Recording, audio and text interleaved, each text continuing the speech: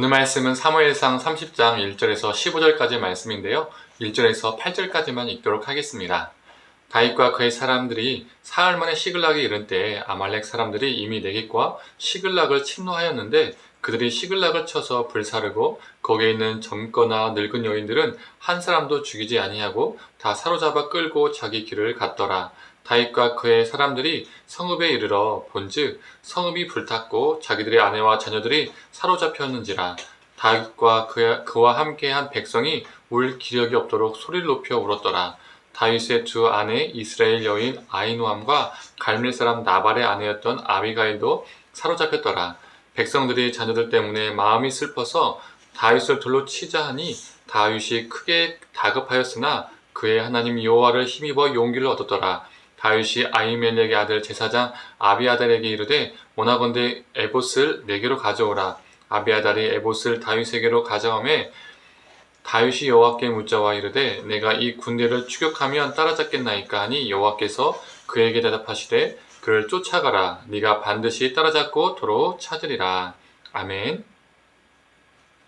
아침 묵상을 들으시는 모든 성도님들에게 하나님의 은혜가 있기를 간절히 소망합니다. 다윗은 블레셋과 이 이스라엘 전쟁에 참여하지 않게 되었습니다. 그리고 다윗과 그의 군대는 자신들이 거주하는 이 시글락에 도착했습니다. 그런데 그곳에 도착했을 때에 이 다윗의 일행들은 절망에 빠지게 됩니다. 아말렉 사람들이 이 다윗과 남성들이 없는 틈을 타서 시글락을 공격했기 때문이죠. 모든 성읍은요 불탔고 이 분유자들은 납치가 되었습니다. 이 4절을 보면 이 상황을 보고 다윗과 그의 사람들은 기력이 없도록 소리를 높여 울었다라고 말하고 있습니다. 이때 사람들이 이성을 잃기 시작했습니다. 그래서 다윗을 돌로 쳐주기로 했죠.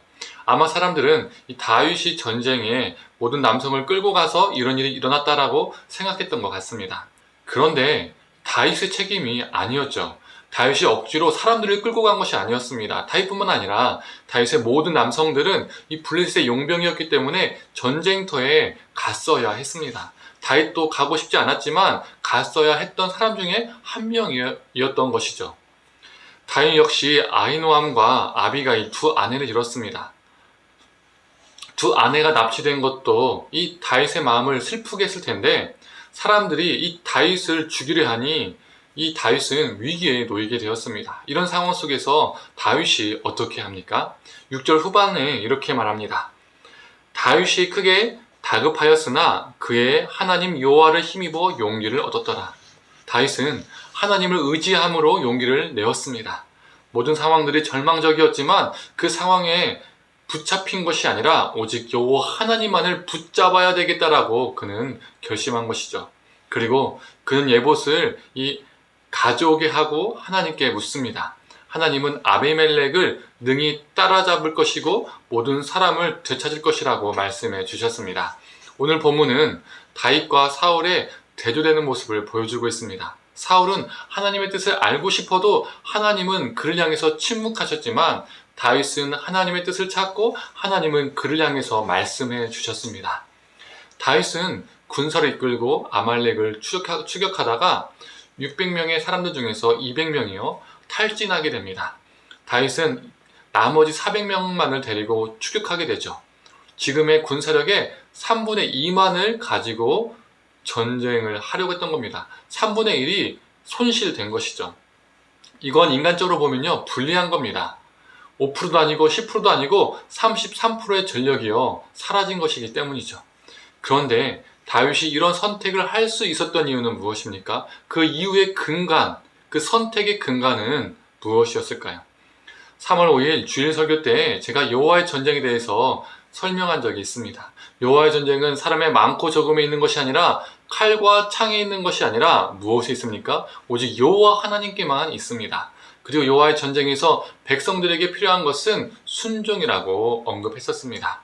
그 순종의 유무를 보시고 하나님은 그 전쟁에서 승하게도 하시고 패하게도 하신다는 것이죠. 그에게 이 다윗에게 자신의 군사가 400명이든 600명이든 그것은 중요치 않았습니다. 여호와의 전쟁은 사람의 적고 많음에 달려있지 않기 때문이었습니다. 다윗은 여호와 하나님을 의지했습니다. 하나님께서 아말렉을 추격하고 잡힌 사람들도 되찾을 것이다라고 분명히 말씀하셨기 때문에 그 말씀을 의지하고 믿고 그는 순종했습니다. 하나님께서 이기게 하실 것이라는 것을 분명히 믿었기 때문에 그는 3분의 2만 데리고 싸우러 갈 수 있었습니다. 또한 다윗은 추격 중에 굶주려 죽어가는 애굽 소년을 만났습니다. 그는 그 다급한 상황 속에서도 죽어가는 약한 자를 외면치 않고 그를 보살펴 주었습니다. 그런데 알고 보니 그가 어떤 사람이었습니까? 아말렉의 종이었습니다. 그 애굽 소년을 통해서 다윗은 아말렉의 이동 정보를 얻게 됩니다. 오늘 본문을 통해 하나님의 사람들이 위기 속에서 어떠한 삶의 자세를 가져야 하는지 말해주고 있습니다. 첫 번째로 하나님을 향한 의지입니다. 다윗은 하나님을 의지하고 힘을 얻었습니다. 또한 아말렉과 싸워서 가족을 찾을 수 있다는 하나님의 말씀을 믿고 의지했습니다. 두 번째로 내가 아무리 위기 속에 있어도 또 다른 위기에 놓인 자를 외면하지 않는 삶입니다. 우리는 위급하면 어떻습니까? 내 문제에만 몰두하고 주위를 둘러보지 못하는 경우가 참 많이 있습니다. 그러나 우리에게 필요한 것은 무엇입니까? 그 위기 속에서 하나님이 우리를 선하시게 이끌 것이라는 믿음, 그 믿음을 가지고 또 다른 위기 속에 놓여있는 사람들을 도우며 선함을 베풀며 사는 것입니다. 사랑하는 성도님들, 우리 삶에 찾아오는 수많은 위기 속에서 하나님을 의지함으로 용기 있게 힘을 얻어 살아가는 저와 성도님 되기를 간절히 소망합니다. 또한 위기 속에 놓인 다른 사람들을 외면하지 않고 그들에게 사랑과 자비를 베푸는 자가 되기를 원합니다. 위기에 놓일 때 하나님을 의지하고 위기에 놓인 자들을 돕는 존재로 살아가는 저와 성도님들 되시기를 간절히 축원합니다. 함께 기도하겠습니다. 하나님, 다윗은 정말 위기 속에 놓여 있었습니다. 하지만 그 위기 속에서 하나님의 힘을 얻고 하나님을 의지했습니다. 용기를 얻었습니다. 하나님, 우리도 위기 속에서 하나님을 의지하고 하나님 안에서 힘을 얻고 용기를 얻을 수 있는 존재로 살아가게 하여 주시옵소서. 또한 우리가 위기 속에 놓여 있다고 우리의 문제에만 함몰되고 몰두하는 것이 아니라 하나님, 또 다른 위기에 놓인 자들을 돌아볼 수 있는 넉넉한 삶도, 마음도, 그리고 시야도 우리에게 허락하여 주시옵소서. 또한 도움의 손이 될 수 있도록 우리를 붙들어 주시옵소서. 감사드리며 사랑이 많으신 예수님의 이름으로 기도드립니다. 아멘.